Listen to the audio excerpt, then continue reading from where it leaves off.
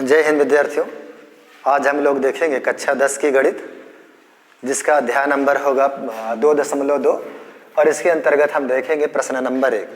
विद्यार्थियों, प्रश्न नंबर 1 में हमारा जो प्रश्न है वो क्वेश्चन नंबर 3, 4 और 5 के बारे में हम अध्ययन करेंगे। विद्यार्थियों, इसके पहले जो इसका फर्स्ट पार्ट है और सेकेंड पार्ट, इसकी पहली वाली वीडियो में हमने अपलोड कर दिया है, वहाँ पर जा कर के आप उसका अध्ययन कर सकते हैं। आज विद्यार्थियों हम लोग देखेंगे प्रश्नावली नंबर 2.2 का प्रश्न नंबर 1, जिसके अंतर्गत कहा जा रहा है कि निम्न द्विघात बहुपदों को। देखें विद्यार्थियों, हमारे पास 3 प्रकार के बहुपद दिए गए हैं, 1 बहुपद, 2 बहुपद, 3 बहुपद।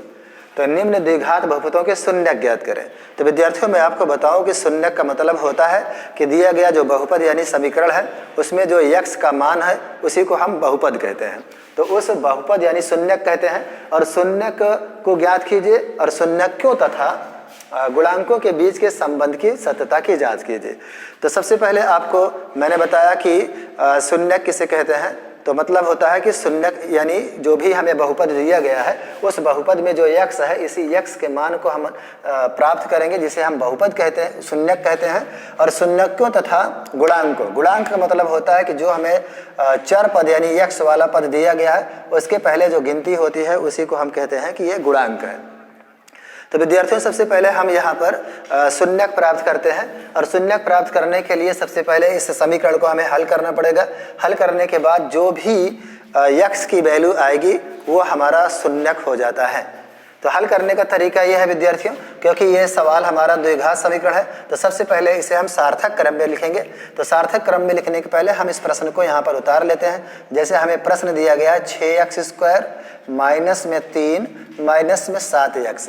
विद्यार्थियों, इसको हम सार्थक क्रम में लिखेंगे। और सार्थक क्रम में लिखने के लिए सबसे पहले हम जो घात सबसे बड़ी होती है उसको पहले लिखते हैं, उसके बाद फिर -7x, फिर -3 जो अचर पद होता है वो अंत में चला जाता है। इस तरह से ये सार्थक क्रम बन जाता है। सार्थक क्रम बनने के बाद अब इसको हम सॉल्व करेंगे। तो दो घात समीकरण को सरल करने का तरीका ये है कि यदि x² के पहले यहाँ पर गिनती है तो इस गिनती यानी 6 का गुणा हम 3 में कर देते हैं अचर पद में। तो वो जो हमें प्राप्त होता है, जैसे 6×3 = 18 जो हमें प्राप्त हो रहा है, ये 18 या तो हम अपने माइंड में रख लें या तो फिर कहीं रफ में लिख लें। और इसका ही हम गुणनखंड ढूंढेंगे, क्योंकि यहाँ पर देखें 18 है और इस 18 का गुणनखंड ढूंढेंगे तो ऐसा पहाड़ा पढ़िए कि जिसमें 18 आए। तो जैसे हम लिख रहे हैं भैया 18 × 1 = 18, 6 × 3 = 18, 9 × 2 = 18। तो इस तरह से आपने देखा कि हमें यहाँ पर 3 गुणनखंड प्राप्त हुए हैं। लेकिन शर्त ये है कि हमें इन तीनों गुणनखंड में से वही गुणनखंड लेना है जिनको घटाने पर, यहाँ पर माइनस है तो घटाने पर, और यदि यहाँ पर प्लस है तो जोड़ने पर। तो विद्यार्थियों, यहाँ पर माइनस है इसलिए घटाने पर यहाँ यानी x का जो गुणांक है 7 उसके बराबर आ जाना चाहिए। तो देखें विद्यार्थियों, यदि हम 18 में से 1 घटाएंगे तो हमें 17 प्राप्त होगा, जो कि ये गुणनखंड नहीं चलेगा। उसी तरह से यदि हम 6 में से 3 घटाएंगे तो हमें 3 प्राप्त होगा, ये भी गुणनखंड नहीं चलेगा। लेकिन जैसे ही हम 9 में से 2 घटा देते हैं तो हमें 7 प्राप्त हो जाता है। इसलिए हमारे पास जो गुणनखंड प्राप्त हुआ है वो 9 और 2 है, और 9 और 2 को घटाएंगे तो उसमें से हमें 7 प्राप्त हो जाएगा। इसीलिए हम 9 और 2 को ही लेंगे। इसलिए यहाँ पर लिखेंगे 6x², माइनस में जहाँ पे 7 है वहाँ पे लिख लेंगे -9 - 2, और ये वाला x यहाँ लिखेंगे -3। अब विद्यार्थियों, जैसे इस ब्रैकेट को खोलेंगे तो इस x का गुणा 9 के साथ में करा देंगे और 2 के भी साथ में करा देंगे।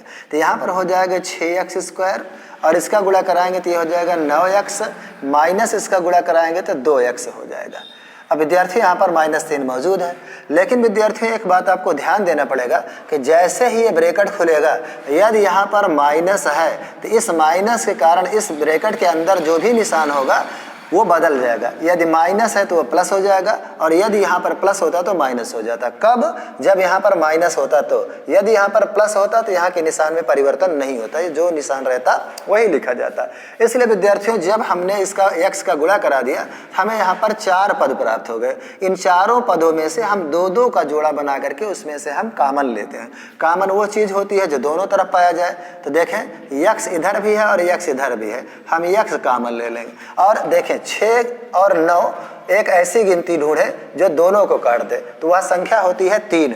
3 जो होगा वो 6 को भी काट देगा और 9 को, यानी हम यहाँ पर 3 और x कॉमन ले लेंगे। अब जो कॉमन लिया है उसी से हम इसमें भाग देंगे, तो 3 से जब गिनती में 6 में भाग देंगे तो 3 दूनी 6 2 बार जाएगा, और x से जब x की पावर में भाग देंगे तो इसकी पावर 2 है और इसकी पावर 1 है। भाग देने पर विद्यार्थियों घातें घट जाती हैं, तो जब हम इसके घात में भाग देंगे तो इसकी एक घात और इसकी 2 घात, तो 2 में से जब 1 निकल जाएगा तो 1 घात बचेगा, माइनस यहाँ पर 3 त्रिक का 9 हो जाएगा और x से x कट जाएगा। प्लस यहाँ पर विद्यार्थियों आप देखेंगे, आप यहाँ पर 2 देख रहे हैं और इधर 3 देख रहे हैं, यानी ऐसी कोई गिनती है भी नहीं जो 2 और 3 को साथ में काट दे, इसलिए हम ना तो 2 को कॉमन ले सकते हैं ना तो 3 को। और विद्यार्थियों यहाँ पर x है और इधर x भी नहीं है, इसलिए हम x को भी कॉमन नहीं ले सकते हैं। तो इस परिस्थितियों में जब हमें कुछ भी कॉमन ना मिले तो उस परिस्थिति में हम यहाँ पर 1 कॉमन बना लेते हैं, और 1 से 2 में भाग देंगे तो 1 2 आए 2 और 1 x से x माइनस 3 1 के 3। अब विद्यार्थियों दोनों ब्रैकेट हमारा बराबर आ जाता है, और दोनों ब्रैकेट में से एक ब्रैकेट हम उतार लेते हैं, और 2x माइनस 3 बराबर 0, और जो हमने कॉमन लिया है 3x और +1 इसको एक साथ में रख करके बराबर 0 लगा देते हैं। क्योंकि हमें शून्यक प्राप्त करना है यानी x का मान प्राप्त करना है, तो हमें -3 को पक्षांतर करना पड़ेगा। तो -3 को पक्षांतर करने के लिए उधर जाएंगे तो ये प्लस में चला जाएगा, क्योंकि माइनस पक्षांतर करने पर प्लस हो जाता है। अब x और 2 इसके बीच में यहाँ गुणा है, और गुणा पक्षांतर होता है तो वह बटे में चला जाता है, यानी 3/2 हो जाएगा। इसी तरह से विद्यार्थियों यहाँ पर आप देखिएगा +1 उधर जाएगा तो ये हो जाएगा 3x बराबर -1, और 3 को उधर भेजेंगे तो यहाँ गुणा है, गुणा जाएगा तो बटे में हो जाएगा, x बराबर -1/3। इस तरह से विद्यार्थियों आपने देखा कि जो हमें बहुपद दिया गया था उस बहुपद का जो शून्यक हमें प्राप्त हुआ है 3/2 और -1/3 प्राप्त हुआ है। हमें सवाल में यही कहा गया था कि द्विघात बहुपद, जो हमें द्विघात बहुपद दिया गया था उसका शून्यक ज्ञात करें। तो शून्यक हमारे पास x का मान 3/2 और -1/3, क्योंकि शून्यक विद्यार्थियों उसी को कहते हैं जो x का मान होता है। लेकिन इसी सवाल में आगे कहा जा रहा है कि शून्यकों और गुणांकों के बीच के संबंध की सत्यता की जांच कीजिए। तो पहले हम इसके गुणांक, जो हमारा बहुपद है उसके गुणांकों का योगफल निकाल लेते हैं और फिर शून्यकों का योगफल निकाल लेते हैं। तो उसका योगफल निकालने का जो फार्मूला है वो फार्मूला होता है गुणांकों का योगफल बराबर फार्मूला होता है -x का गुणांक -x का गुणांक और बटे में x² का गुणांक। ये विद्यार्थियों योगफल गुणांकों के योगफल को निकालने का फार्मूला है। तो गुणांक किसे कहते हैं मैंने पहले ही बता दिया, जो भी बहुपद आपको दिया जाएगा और उसके x के पहले जो गिनती होती है उसी को हम गुणांक कहते हैं। यानी किसी भी अक्षर के पहले यदि कोई गिनती या कोई पद है तो उसे हम गुणांक कहते हैं। तो यहाँ लिखा गया है x का गुणांक, तो हमारे पास देखें x का गुणांक कितना है, x का गुणांक देखें हमारे पास -7 है, तो इसी -7 को हम यहाँ रख लेंगे। तो एक तो फार्मूले में माइनस है तो हम -7 कर लेंगे, और दूसरा हमारे पास देखें सवाल में भी माइनस है, तो फार्मूले वाला माइनस को हम इस तरह से लिख लेंगे, फार्मूले वाला माइनस यह हो गया और सवाल वाला -7 यहाँ पर आ गया, और बटे में x² का गुणांक, तो x² का गुणांक विद्यार्थियों यहाँ पर 6 है, तो हम यहाँ पर 6 लिख लेंगे। अब जब ब्रैकेट खोलेंगे तो माइनस माइनस टकरा करके यहाँ पर 7/6 प्राप्त हो जाएगा। तो हमें यहाँ पर गुणांकों का योगफल प्राप्त हो गया। कह रहा है कि शून्यांकों का भी योगफल प्राप्त करें, तो शून्यक का योगफल प्राप्त करने के लिए हम यहाँ पर लिखेंगे शून्यांकों का योगफल। अब शून्यांकों का योगफल प्राप्त करने के लिए आपके पास देखें विद्यार्थी, एक तो शून्यक तुम्हारे पास 3/2 है, एक शून्यक तुम्हारे पास -1/3 है। अब दोनों का योगफल करेंगे तो यहाँ पर देखें 3/2 और यहाँ पर प्लस में और ब्रैकेट है यहाँ पे माइनस यहाँ पर विद्यार्थियों थोड़ा सा मिस्टेक हुआ है, यहाँ पर देखें माइनस ठीक है, गलत नहीं है, यहाँ पर माइनस प्लस है तो प्लस ही रहेगा, ठीक है, कहीं पे भी गड़बड़ी नहीं हुई है। इसलिए यहाँ पर फिर हम प्राप्त कर लेंगे 3/2 और प्लस में यहाँ पर आप देखिएगा हमारे पास है -1/3, तो यहाँ -1/3 कर लेंगे और फिर इसका हम जब ब्रैकेट ओपन करेंगे तो ये हो जाएगा 3/2, ब्रैकेट खोलेंगे तो -1/3 हो जाएगा, और इस 3 और 2 का जो लासा बनेगा 6 हो जाएगा, और 3 त्रिक 9 हो जाएगा, और यहाँ से जब इसको घटाएंगे तो 2 1 2 हो जाएगा, यानी -2 हो जाएगा। इस तरह से विद्यार्थियों जब हम 9 में से 2 घटाएंगे तो यहाँ पर 7/6 प्राप्त हो जाएगा। इस तरह से विद्यार्थियों आपने देखा कि योग जो शून्यांकों का योग है वो भी 7/6 आ गया, और गुणांकों का योग जो है वो 7/6 आ गया है। इसी क्रम में अब हम गुणांकों का गुणनफल और शून्यांकों का गुणनफल भी प्राप्त करके देखेंगे कि हमारे सत्यता की जांच किस तरह की आती है। तो इसके लिए हम यहाँ पर लिखेंगे गुणांकों का गुणनफल। तो गुणांकों का गुणनफल प्राप्त करने के लिए जो फार्मूला होता है वो होता है अचर पद और बटे में x² का गुणांक। ये चीजें अचर पद के बारे में अगर हम बात करें तो अचर पद देखें वह पद होता है जिसमें सिर्फ गिनती होती है। इसका फार्मूला यह -3, और x² का गुणांक जो होता है वो 6 होता है, इसलिए यहाँ पर हम लिख लेंगे 3 1 3 और 3 दूनी 6, तो -1/2 ये आपका आ गया है गुणनफल। अब हम लिखेंगे शून्यांकों का गुणनफल। शून्यांकों का गुणनफल, शून्यांकों का गुणनफल के लिए हम इन दोनों शून्यांकों का गुणा कर देंगे, तो यहाँ पर हमारे पास हो जाएगा 3/2 और गुणे में -1/3। अब विद्यार्थियों इस 3 से इस 3 को कैंसिल कर दीजिए, तो आपके पास बचेगा -1 बचा है 1 लिख लीजिए, 2 बटा है 2 लिख लीजिए। इस तरह से यहाँ पर देखें -1/2 आ गया, और यहाँ पर भी -1/2 आ गया। तो इस तरह से विद्यार्थियों आपने देखा कि किसी भी बहुपद का किस तरह से हम शून्यक प्राप्त करते हैं, और उन्हीं शून्यांकों और उनके गुणनफलों का जो योगफल और गुणनफल होता है उसकी सत्यता की जाँच किस तरह से की जाती है। तो विद्यार्थियों इस प्रश्न का स्क्रीनशॉट ले लें। हम प्रश्न नंबर अगला देखते हैं।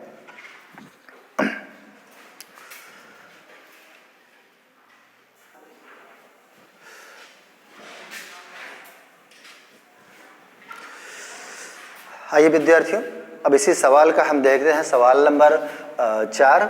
इसमें भी कहा जा रहा है कि पहले यह हमारा द्विघात बहुपद है क्योंकि इसमें द्विघात है, तो पहले इसका हम शून्यक प्राप्त कर लेंगे और उसके बाद फिर शून्यंकों का गुणनफल और योगफल प्राप्त करके उसकी हम सत्यता की जांच कर लेंगे। तो सबसे पहले इसको सरल करने का तरीका है, क्योंकि देखें विद्यार्थियों आपके पास यहाँ द्विघात बहुपद वाला यानी द्विघात समीकरण में इसमें आपका t² -15 है, तो इसमें सबसे पहले हम यहाँ पर 0 प्राप्त कर लेंगे और -15 को उधर भेज देंगे। तो जब -15 को उधर भेजेंगे तो इसका मान प्राप्त हो जाएगा प्लस में, क्योंकि हमें विद्यार्थियों यहाँ पर t का मान प्राप्त करना है। तो t के मान प्राप्त करने के लिए घात 2 को हटाना पड़ेगा, और घात 2 जब हटता है यानी कभी भी स्क्वायर हटता है तो वह रूट बन जाता है। तो इसलिए हमारे पास हो जाएगा t बराबर √15। अब इसका वर्गमूल निकलेंगे तो ये प्लस और माइनस दोनों में आ जाएगा। इसलिए हम t का मान जो प्राप्त किए हैं वो प्राप्त किए हैं शून्यक के रूप में, एक तो +√15 और दूसरा हम प्राप्त किए हैं -√15। ये हमें 2 शून्यक प्राप्त हो चुके हैं t के। अब हमें इसका क्या निकाल लेना है, गुणांकों का योगफल। तो हम उसका फार्मूला लिखेंगे यहाँ पे, गुणांकों का योगफल बराबर होता है अचर पद नहीं बल्कि -x का गुणांक और बटे में x² का गुणांक। ये चीजें -x का गुणांक का मतलब होता है कि यहाँ पर तो t है तो t का गुणांक, तो t तो इसमें है नहीं, इसमें तो t² है, इसीलिए जो t का स्क्वायर गुणांक नहीं है तो उसको हम 0 कर लेंगे। और x² का गुणांक आपके पास देखें तो इसका मान देखिएगा, यहाँ पर इसका देखें तो t² का जो गुणनफल है वो गुणांक है वो 1 है, तो यहाँ पर 1 रख दीजिए और इसको भाग देंगे तो 0 आ जाएगा। तो गुणांकों का योगफल भी हम प्राप्त कर लेंगे यहाँ से, गुणांकों का नहीं बल्कि शून्यांकों का योगफल। तो देखें हमारे पास शून्य के एक तो +√15 एक -√15, तो हम इसमें लिखेंगे √15, ये प्लस में है तो इसको प्लस में, योग करेंगे तो इसलिए जोड़ के निशान लगाएंगे और यहाँ पर -√15 हो जाएगा। तो जब इसको हम इस तरह से प्लस और ये ब्रैकेट ओपन होगा तो ये माइनस हो जाएगा, √15 15 में से जो 15 जाएगा तो कैंसिल होकर के 0 आ जाएगा। तो यहाँ पर देखें गुणांकों का योगफल 0 और शून्यंकों का योगफल भी 0 हमें प्राप्त होता है।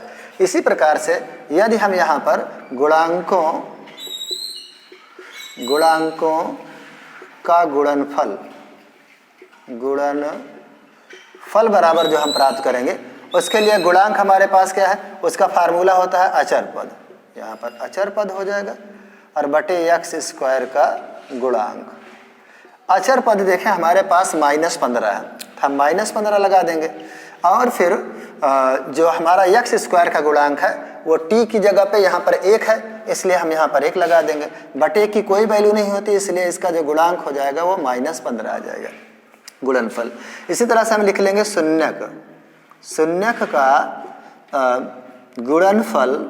यहाँ पर हम लिखेंगे शून्यक का गुणनफल बराबर आपका हो जाएगा, तो शून्यंकों का गुणा कर देते हैं। हमारे पास एक प्लस में √15 है और गुणे में एक माइनस में √15 है, तो प्लस माइनस का गुणा तो माइनस होता है और √15 का √15 से गुणा करते हैं। तो विद्यार्थियों जब समान रूट का गुणा होता है तो रूट कट जाता है, सिर्फ गिनती बचती है, इसीलिए हमारा -15 आ जाएगा।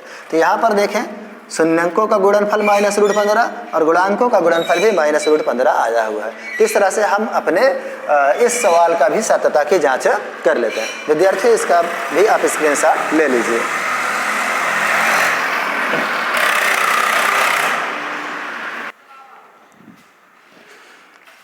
आइए विद्यार्थियों अब हम देखते हैं सवाल नंबर इसका 5वां पार्ट, और इसमें भी हम पहले दिए हुए बहुपद का शून्यक ज्ञात करेंगे। तो शून्यक ज्ञात करने का तरीका आपको अब मालूम हो चुका है। सबसे पहले हम उस समीकरण को यहाँ पर ला के लिखेंगे 3x स्क्वायर -x -4। मैंने कहा कि यदि x स्क्वायर के पहले गिनती है तो इस गिनती का इस अचर पद के साथ में गुणा करा दीजिए। तो 4 तो यहाँ 12 हो जाएगा, उस 12 को या तो माइंड में रखें या तो रफ में लिखें।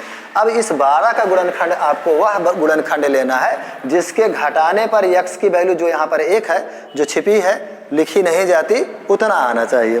तो पहले हम इसका गुणनखंड ढूंढेंगे।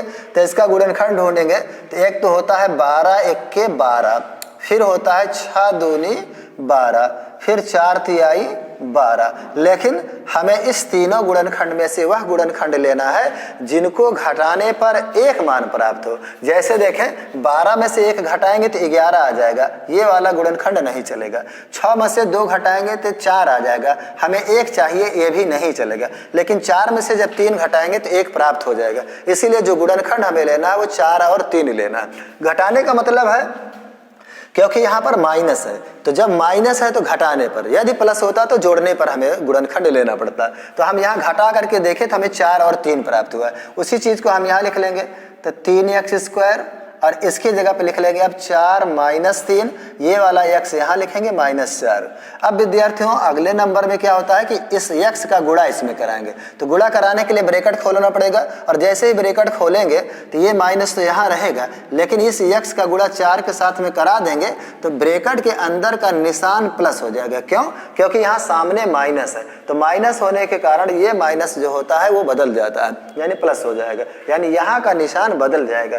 तो इसके लिए यहाँ पर लिखेंगे 3x - 4। अब जब 4 पद प्राप्त हो जाएं तो उन चारों पदों में से फिर आप कॉमन लेंगे। कॉमन वो चीज होता है जो दोनों तरफ हो। तो इस दोनों पदों में आप देखेंगे तो x यहाँ पर है, x यहाँ पर है, तो x कॉमन ले लीजिए। 3 है तो यहाँ पर 3 नहीं है, और ऐसी कोई गिनती है भी नहीं जो 3 और 4 को साथ में काट दे। तो इसीलिए हम सिर्फ x कॉमन लेंगे। तो x कॉमन लेंगे तो 3 को ऐसे उतारना पड़ेगा, x से x में भाग देंगे तो एक घात कट जाएगी, एक घात बचेगी, यहाँ पर 4 उतर जाएगा और x से x कट जाएगी। प्लस यहाँ पर 3x - 4 है, तो यहाँ पर भी कोई कॉमन जब आपको नहीं मिल रहा है तो उस परिस्थिति में आप एक कॉमन ले लीजिए। एक कॉमन लेंगे तो 1 तिहाई 3, x बचेगा, 1 चौके 4। हमारा ब्रैकेट दोनों बराबर है, इसलिए हमारा सवाल सही है। इसलिए हम यहाँ पर दोनों ब्रैकेट में से एक कॉमन ले लेते हैं, और ये जो हमारे पास कॉमन वाला पद है उसको एक साथ में करके हम इस तरह से बराबर 0 लगा लेते हैं। अब -4 को जब पक्षांतर करेंगे तो ये हो जाएगा 4, और x बराबर ये आ जाएगा 4/3। उसी तरह से यहाँ पर -1 हो जाएगा, यानी हमें दिए गए बहुपद का शून्यक प्राप्त हो चुका है। अब हम सत्यता की जांच के लिए सबसे पहले हम गुणांकों का योगफल निकालेंगे। तो गुणांकों का योगफल के लिए हमने फार्मूला लिख दिया है, गुणांकों का योगफल। उसके लिए फार्मूला होता है माइनस यक्स का गुणांक, तो यहाँ पर माइनस यक्स का गुणांक और बटे में यक्स स्क्वायर का गुणांक, इस तरह से। तो माइनस यक्स का गुणांक के लिए देखें, यक्स का गुणांक यहाँ पर 1 है, तो फार्मूला सवाल में भी माइनस है और फार्मूले में भी माइनस है, तो माइनस यहाँ पर -1 हो जाएगा और यक्स स्क्वायर का गुणांक 3 है, तो यहाँ पर 3, तो इसको माइनस माइनस प्लस हो जाएगा तो 1/3 हो जाएगा। इसी तरह से हम शून्यक का योगफल कर लेंगे, शून्यक का योगफल।